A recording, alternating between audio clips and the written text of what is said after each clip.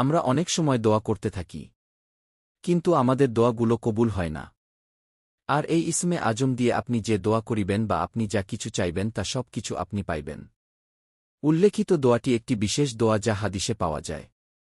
পূর্ণ দোয়াটি হল: উচ্চারণ: আল্লাহুম্মা ইন্নী আসালুকা বিআন্নী আশহাদু আন্নাকা আনতা আল্লাহু লা ইলাহা ইল্লা আনতাল আহাদুস সামাদুল্লাযী লাম ইয়ালিদ ওয়া লাম ইউলাদ ওয়া লাম ইয়াকুল লাহু কুফুয়ান আহাদ।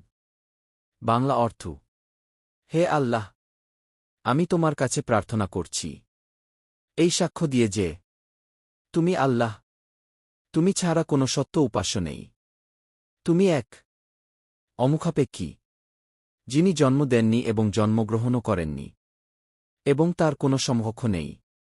এই দোয়াটি হাদিসে এসেছে, যেখানে নবী সাল্লাল্লাহু আলাইহি ওয়াসাল্লাম বলেছেন, এটি পড়লে আল্লাহ তাআলা দোয়া কবুল করেন। তিরমিজি শরীফ, আবু দাউদ শরীফ।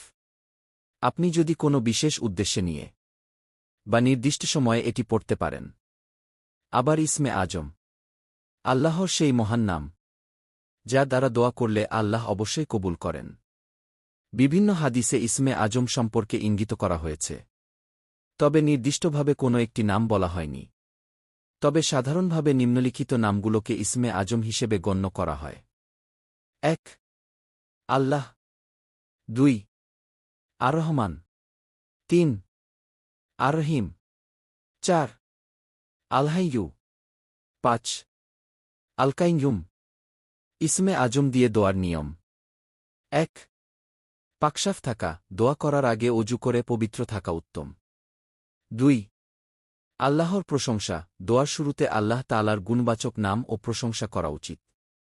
৩ দরুদ শরীফ পাঠ, প্রিয় নবী মুহাম্মদ সাল্লাল্লাহু আলাইহি ওয়াসাল্লাম এর উপর দরুদ পাঠ করা গুরুত্বপূর্ণ।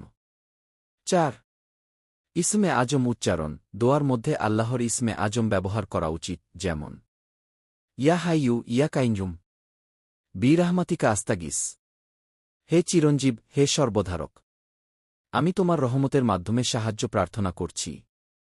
আল্লাহুম্মা ইন্নী আসালুকা বিয়ন্না লাকাল হামদু লা ইলাহা ইল্লা আনতা আল মান্নানু বাদিউজ সামাওয়াতি ওয়াল আরদ ইয়াল জলালি ওয়াল ইকরাম।